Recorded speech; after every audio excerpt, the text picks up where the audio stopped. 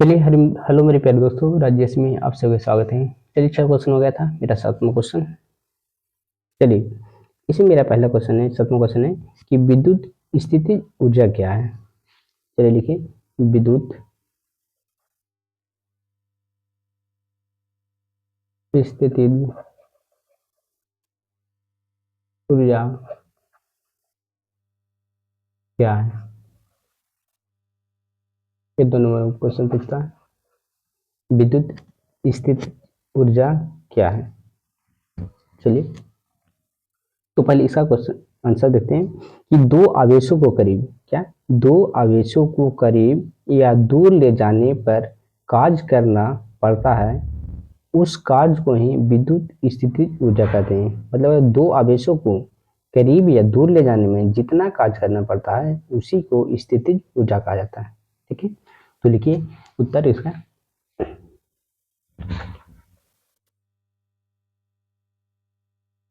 चलिए इसको लिखिए कि दो आवेशों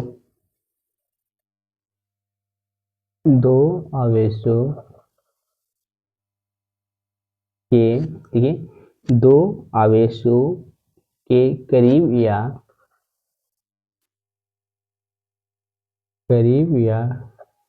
दूर ले जाने पर जो कार्य करना पड़ता है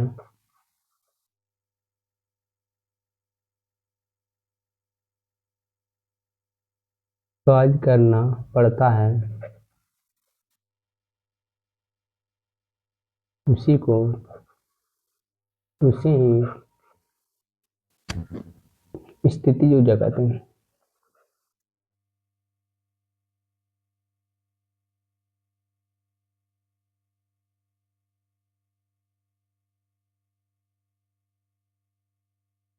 फिर देखिए कि दो आवेशों को करीब या दूर ले जाने पर जो कार्य करना पड़ता है उसी को क्या कहा जाता है, स्थितिज ऊर्जा कहा जाता है। ठीक है, अब स्थितिज ऊर्जा बराबर एक फॉर्मूला होता है, तो लिख लेते हैं। चलिए, ये होता है डब्ल्यू बराबर इसका फॉर्मूला होता है कि k into Q1 into Q2 by r square होता है, आर सिर्फ होता है। ठीक है, ये होता है। ठीक है, अब इसको छोटा कर थोड़ा सा देख लेते हैं कि विद्युत स्थिति ऊर्जा क्या है। तो इसका उत्तर लिखिए कि दो आवेशों को करीब या दूर ले जाने पर जो कार्य करना पड़ता है उसे ही विद्युत स्थितिज ऊर्जा कहा जाता है। ठीक है, ये डब्ल्यू बराबर होता है कि into Q1 into Q2 by are होता है। ठीक है, अब इससे आगे चलते हैं हम अगला क्वेश्चन। देख लो, लिख लो बढ़िया से।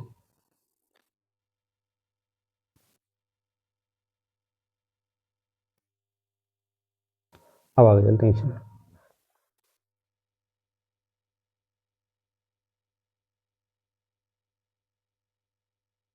और मेरा अगला क्वेश्चन है 8वां नंबर क्वेश्चन।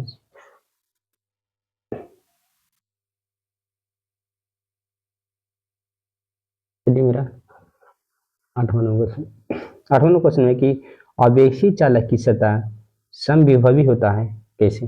जो आवेशी चालक है, देखिए, आवेशित आवेशित चालक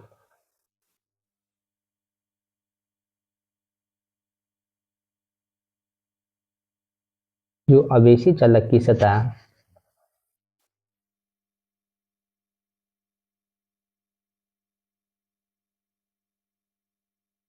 समविभवी होता है कैसे।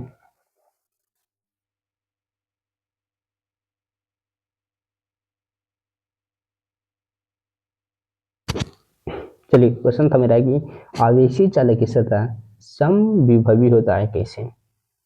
तो इसका उत्तर लिखेंगे, किसी भी चालक की सतह पर वैद्युत बल रेखाएं किसी भी चालक की सतह पर वैद्युत बल रेखाएं लंबवत होती है और विभव कि उसका प्रबलता, विभव की जो प्रबलता होती है वह शून्य होती है। यही कारण है कि चालक की सतह पर समविभवी होता है। समझ में आया? चलिए देखिए, किसी भी चालक की सतह पर वैद्युत बल रेखाएं लंबवत होती है। कोई भी चालक की सतह हो उस पर जो वैद्युत बल की रेखाएं होती है वह क्या होती है? लंबवत होती है।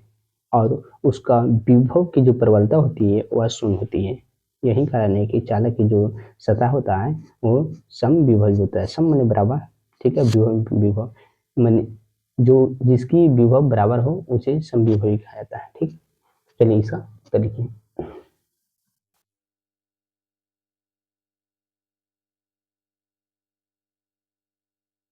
चलिए देखिए इसका उत्तर।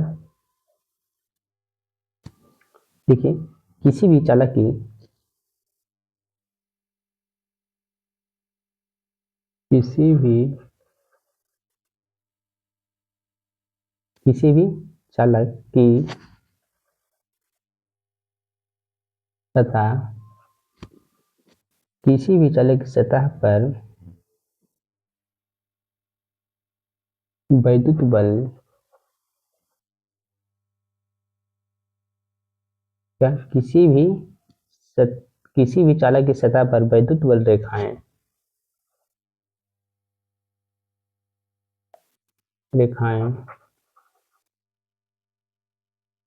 रेखाएं क्या होती है?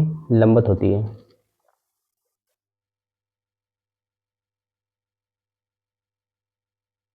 रेखाएं लंबवत होती है और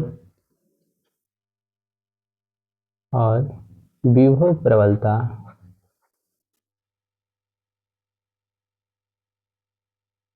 विभव प्रबलता शून्य होती है।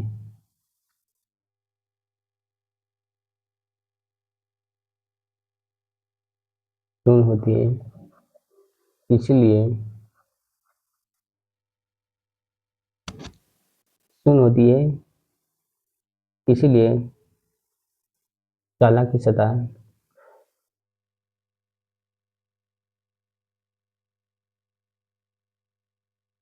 चालक की सतह समविभवी होता है।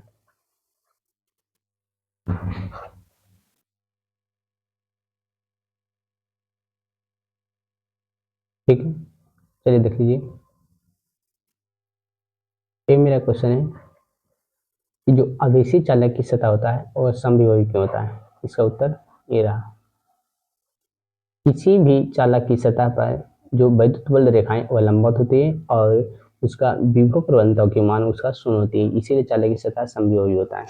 ठीक है, इतना हो गया।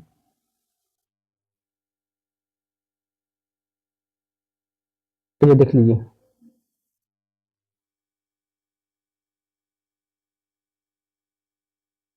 अब मेरा अगला क्वेश्चन है, कितना नंबर था ये? 8वां नंबर मेरा। अब 9वां नंबर। चलिए अगला नंबर।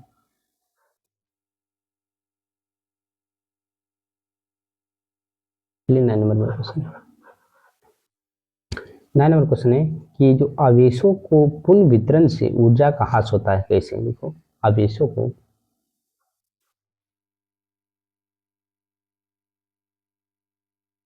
आवेशों को आवेशों को पुनः वितरण,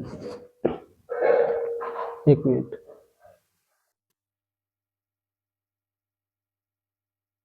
आवेशों को पुनः वितरण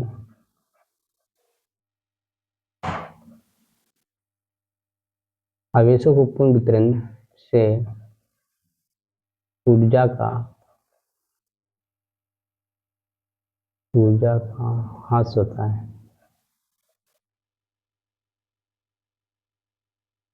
होता है कैसे?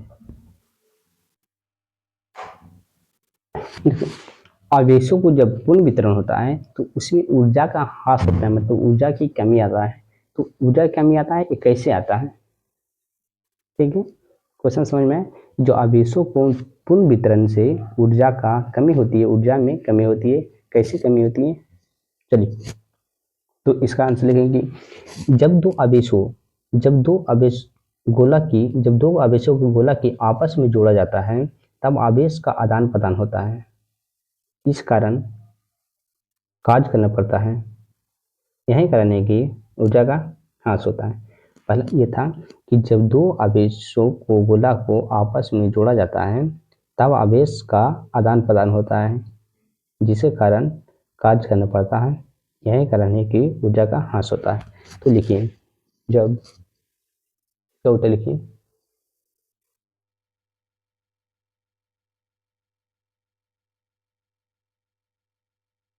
लिखिए जब देखिए आवेशित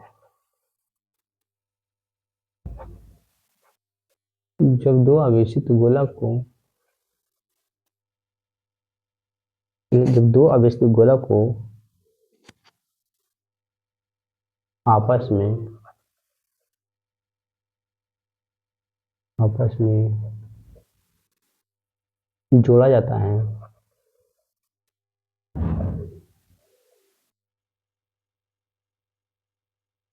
जब आपस में क्या करता है, दोनों को जोड़ा जाता है, तब अब आवेश का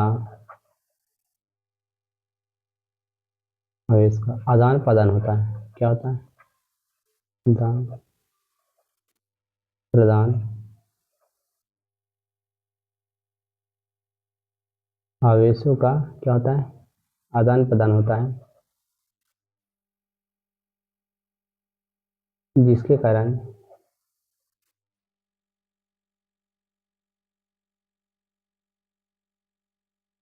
से हमें क्या करना, कार्य करना पड़ता है।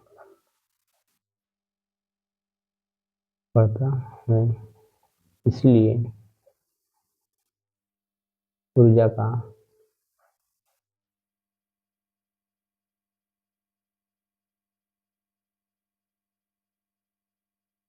ह्रास होता है, मैंने ऊर्जा का कमी होता है। ठीक है,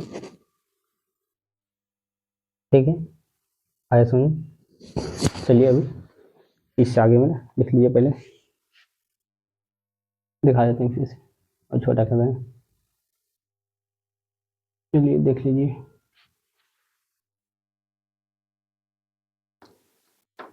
चलिए लिख लीजिए।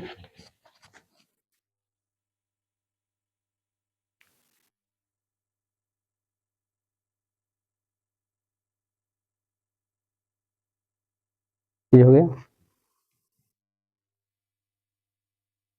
अब मेरा अगला क्वेश्चन है 10 नंबर।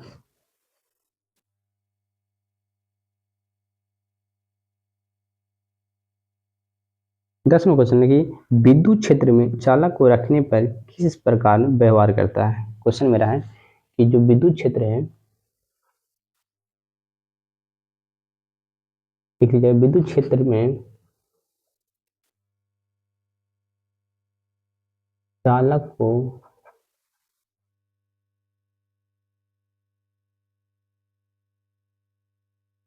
रखने पर किस प्रकार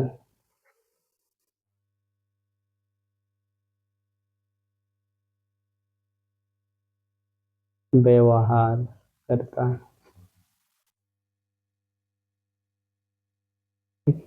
तो विद्युत क्षेत्र में चालक को रखने पर किस प्रकार व्यवहार करता है। ठीक है, अब चलिए इसका उत्तर लिखिए। क्वेश्चन एक बार देख लीजिए कि विद्युत क्षेत्र में चालक को रखने पर किस प्रकार व्यवहार करता है। ठीक है, चलिए इसका कुछ पॉइंट बना के लिख लेते हैं। तो इसमें लिखिए उत्तर इसका, पहले पॉइंट में ये पॉइंट दीजिए, पहले पॉइंट इसमें लिखिए कि सामने वाले लिखिए, सामने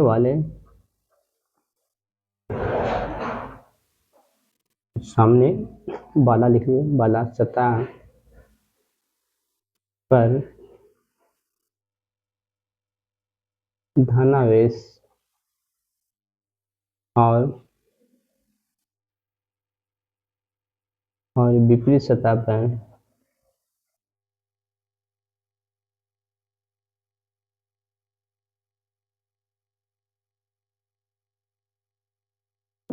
ऋणावेश। ठीक है, कैसा व्यवहार करें, तो समतल सतह पे क्या करेगा, धन आवेश की तरह व्यवहार करेगा और विपरीत दिशा पे ऋण आवेश की तरह कार्य करेगा। ठीक है, चलिए अब मेरा पहला पॉइंट ये हो गया। दूसरा मेरा हो गया बी, कि जो आवेश होता है, आवेश केवल बाहरी सतह पर नहीं होता है। ठीक, आवेश लिखिए इसमें, आवेश केवल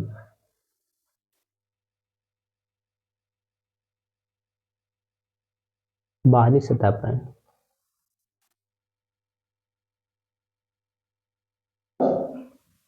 बाहरी सतह पे होता है। ठीक है, आवेश किस पे, केवल बाहरी सतह पे होता है।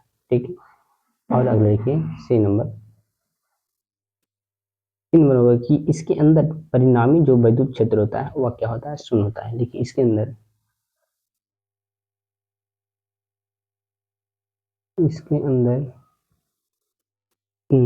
परिणामी के अंदर परिणामी विद्युत क्षेत्र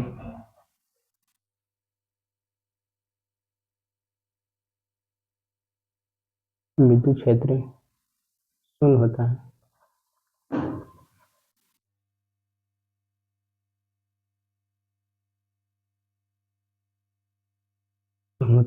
ठीक है, और एक और लिख लीजिए, डी पॉइंट लिख लीजिए कि जो तो लिखाई नहीं, कुल विस्तार तीनों रह दीजिए। ठीक है, 3 पॉइंट देख लीजिए। पहला पॉइंट मेरा था कि जो सामने वाला सतह पर धनावेश और विपरीत सतह पर ऋणावेश की तरह व्यवहार करता है। दूसरा था कि आवेश केवल बाहरी सतह पे ही होता है, आवेश केवल किस पे, बाहरी सतह पे ही लगता है। और तीसरा था इसके अंदर जो परिणामी विद्युत क्षेत्र होता है वह क्या होता है, शून्य होता है। तो ये विद्युत क्षेत्र में चालक रखने पर किस तरह व्यवहार करता है, ये हो गया। ठीक है, अब लिख लीजिए इसको, चलिए देखिए, लिख लीजिए इसको आराम से। ठीक है, हो गया। अब देखिए इससे आगे चलते हैं, मेरा अगला क्वेश्चन मेरा है 11 नंबर क्वेश्चन।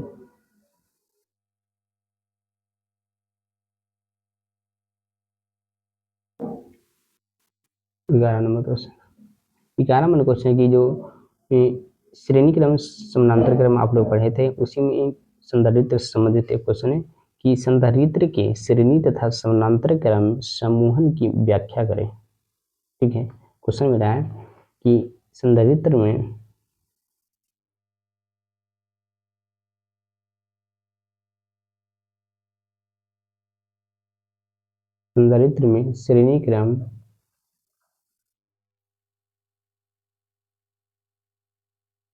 श्रेणी क्रम था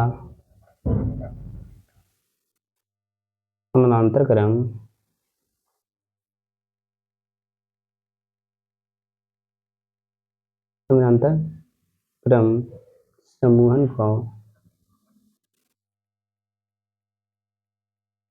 समूहन को व्याख्या करें। ठीक, तो देखिए ये तो लॉन्ग में भी दे सकता है, शॉर्ट में भी क्वेश्चन दे सकता है। ठीक है, कि जो अगर शॉर्ट में पूछेगा तो सीधी श्रेणी क्रम से पूछेगा, और जो श्रेणी क्रम समूह क्या है, और या तो समानांतर क्रम समूह क्या है।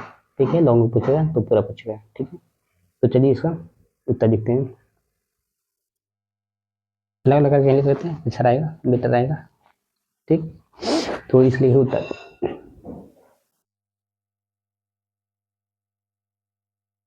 चलिए इसका उत्तर लिखते हैं। सबसे पहले लिख लेते हैं कि श्रेणी क्रम के बारे में लिख लेते हैं। ठीक है, तो इसमें लिखेंगे जो वैसा समूह है जिसमें पहला जो प्लेट का ऋण ध्रुव और दूसरा प्लेट का धन ध्रुव, दूसरा प्लेट का ऋण ध्रुव और तीसरा प्लेट का धन ध्रुव से इसे क्या कहता है, जोड़ा जाता है। इसी को कहा जाता है श्रेणी क्रम संधारित्र कहलाता है। ठीक है, तो देखिए वैसा समूह है, देखिए वैसा समूह है जिसमें वैसा समूह है जिसमें पहला प्लेट का है, देखिए पहला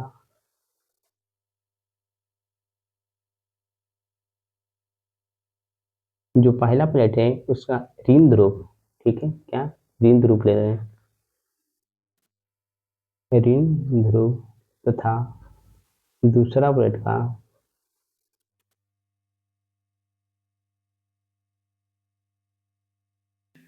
का धन ध्रुव। पहला प्लेट क्या है, ऋण ध्रुव, और दूसरा प्लेट का धन ध्रुव तथा दूसरा ध्रुव का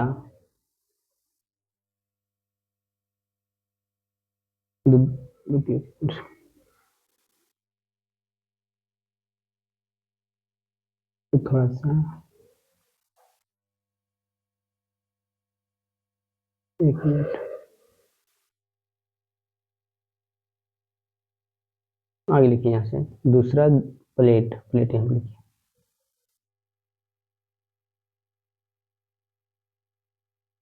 एक मिनट, दूसरा प्लेट, ठीक है, इसमें दूसरा प्लेट का ऋण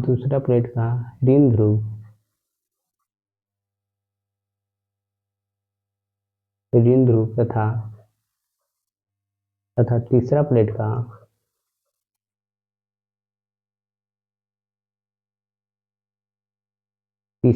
का धन ध्रुव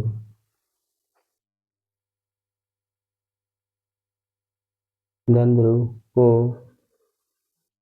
जोड़ा जाता है,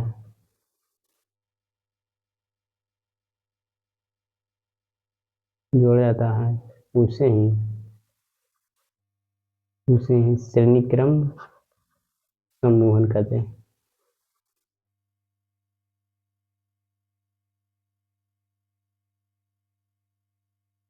देखिए इसमें तीन पार्ट हैं, तीन वो प्लेट है, पहला प्लेट, दूसरा प्लेट और तीसरा प्लेट। तो इसका परिभाषा हुआ कि वो ऐसा समूह है जिसमें पहला प्लेट है उसका धन ध्रुव ले रहा है और दूसरा प्लेट का ऋण ध्रुव ले, ठीक है, पहला का धन, दूसरा का ऋण, ठीक है, उसके बाद दूसरा प्लेट का ऋण ध्रुव और तीसरा प्लेट का धन ध्रुव है, सभी को आपस में जोड़ दिया जाता है और उसी को जो जोड़ा जाता है उसी को कहा जाता है श्रेणी क्रम सम्मोहन, ठीक है। आइए समझ में, पूरा लिख लीजिए एक बार, चलिए देख लीजिए, यहाँ से देख लीजिए कि वैसा समूह जिसमें पहला प्लेट का क्या ऋण ध्रुव तथा दूसरा प्लेट का धन ध्रुव और दूसरा प्लेट का ऋण ध्रुव और तीसरा प्लेट का धन ध्रुव को अगर आपस में जोड़ दिया जाता है उसी को बोला जाता है श्रेणी क्रम सम्मोहन, ठीक है, लिख लो बढ़िया से।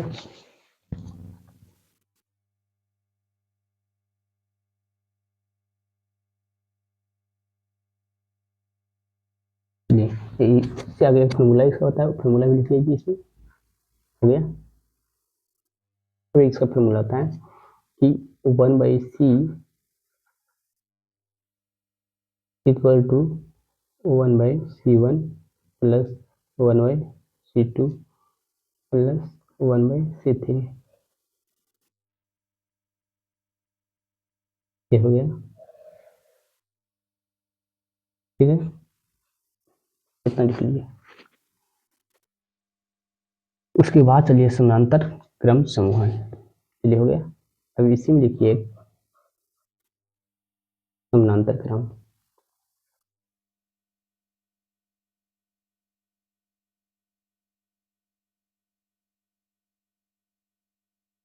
इसका परिभाषा लिख लेते हैं, ठीक है।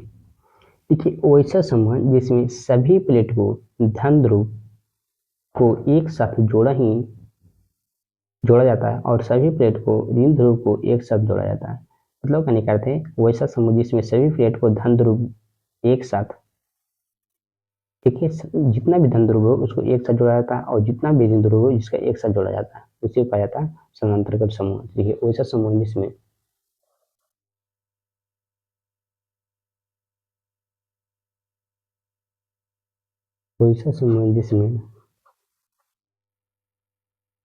सभी प्लेट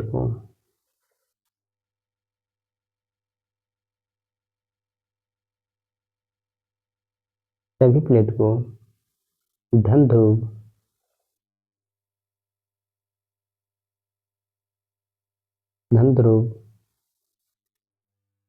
एक साथ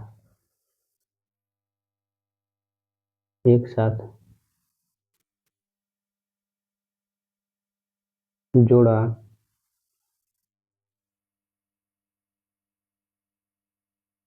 जाता है और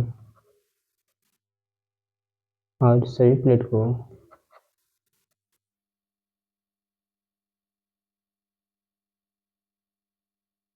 ऋण ध्रुव के साथ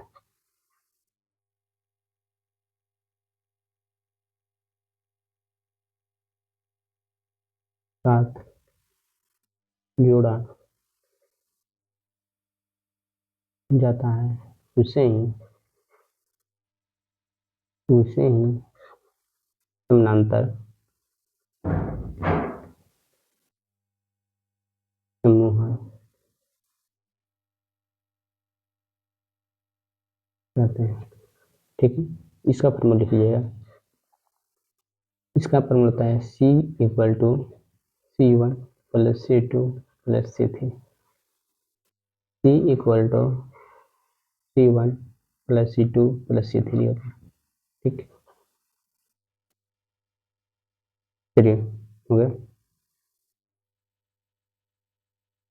अब मेरा अगला क्वेश्चन है, कितना टाइम हो गया? 26 मिनट। चलिए रहने दीजिए और इसे आगे हम अगला वीडियो में देखते हैं।